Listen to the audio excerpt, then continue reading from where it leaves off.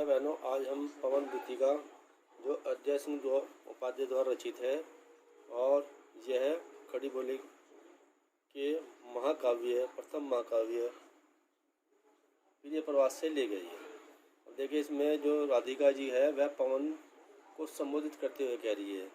धीरे लाना वहन करके नीप का कोई पुष्प। नीप माने कदम और वहन माने उठा करके, ये वहन करके कि है सखी पवन सखी, तुम जो है किसी कदम का पुष्प धीरे से उठा करके लाना और प्यारे के चपल दर के सामने डाल देना, और श्री कृष्ण जी के जो चंचल नेत्र है उनके सामने ला करके डाल देना। ऐसे देना प्रकट दिखाना नित्य आशंकिता हो, और उनके सामने इस प्रकार से प्रकट करके दिखलाना कि जिस प्रकार से यह पुष्प जो है काँप रहा है, उसी प्रकार से मैं उनकी प्रीत में, उनके विरह में जो है मैं भी आशंकित हो रही हूँ, काँप रही हूँ। कैसी होती विरह वश में नित्य रोमांचिता हूँ, और किस प्रकार से मैं उनके विरह वश में होकर के जो है रोमांचित हो रही हूँ।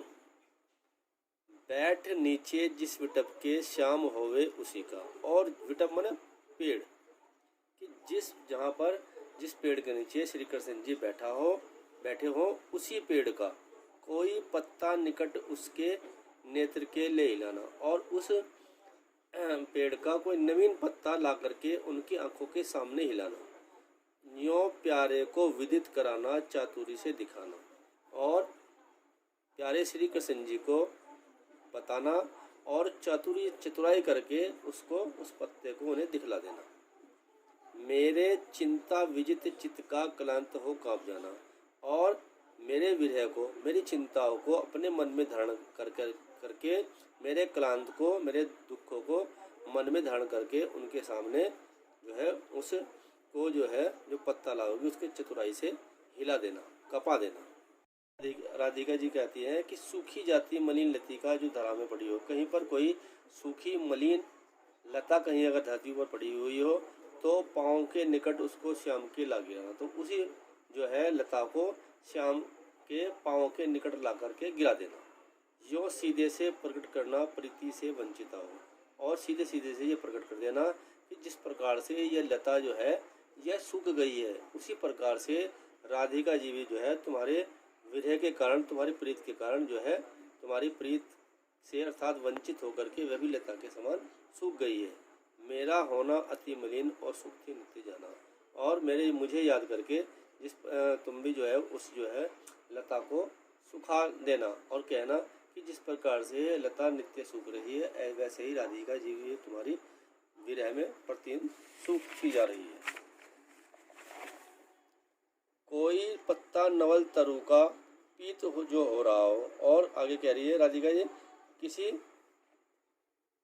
पेड़ का नया पत्ता जो है वह पीला हो रहा हो तो प्यारे के दीर्घ युगल के सामने ला उसे ही धीरे धीरे संभल कर रखना, और उन्हें जो बताना पीला होना प्रबल दुख सा प्रोसिता सा हमारा, कि कोई अगर नवीन पत्ता जो हो पेड़ का उस और वह पीला हो रहा हो, उसे ही प्यारे श्री कृष्ण जी के दोनों आँखों के सामने लाना और धीरे धीरे संभल कर रखना, उस पत्ते को धीरे धीरे संभल कर रखना, और उन्हें यह बताना पीला होना प्रबल दुख से, जिस प्रकार से यह पत्ता, नवीन पत्ता जो है पीला हो गया है, उसी प्रकार से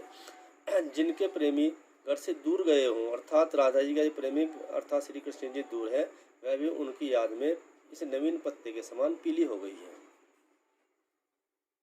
यों प्यारे को विदित करके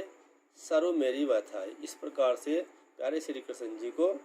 मेरी सभी बातें, मेरे सभी दुखे बता करके, याद दिला करके धीरे धीरे वहन करके पाँव की धूली लाना, और जहाँ पर श्री कृष्ण जी खड़े हो उनके पाँव के नीचे जो भी धूल पड़ी हो उसे उठा करके लेते आना। थोड़ी सी भी चरण रज जो लाने देगी हमें तू, हे पवन सखी तुम अगम उनके कदमों की थोड़ी सी भी धूल मुझे ला करके देगी तो हाँ कैसे हो व्यथित चित्त को बोध में दे सकूँगी, तो इसे दुखी होते हुए अपने मन को मैं जो है उससे शांति प्रदान कर सकूँगी। पूरी होवे न यदि तुझसे अन्य बातें हमारी। अंत में राधिका जी कह रही है, अगर मेरी बताई हुई ऊपर की बातें तुम्हारे से नहीं पूरी होती है तो तू मेरी विनय इतनी मान ले और चली जा। अब तू मेरी इतनी विनती मान ले और यहाँ से श्री कृष्ण जी के पास में चली जा। छू के प्यारे कमल पग को प्यार के साथ आ जा और छू करके श्री कृष्ण जी के कमल रूपी चरणों को प्यार के साथ तू यहाँ पर चली जा। जी जाऊंगी हृदय तल में मैं तुझी को लगा के। फिर तू वहाँ से श्री कृष्ण जी के कमल रूपी चरणों को छू करके मेरे पास आएगी तो मैं तुझी को अपने हृदय से लगा कर के फिर भी जो है इस विरह से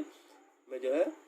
दूर हो सकूँगी, अर्थात तुझे हृदय तल में लगा करके मुझे फिर से नवीन जीवन मिल जाए। तो भाइयों बहनों, आज हमने प्रिय प्रवास के ये अंतिम पद्यांशों की व्याख्या सुनी और इसी के साथ आज का यह चैप्टर समाप्त होता है। धन्यवाद।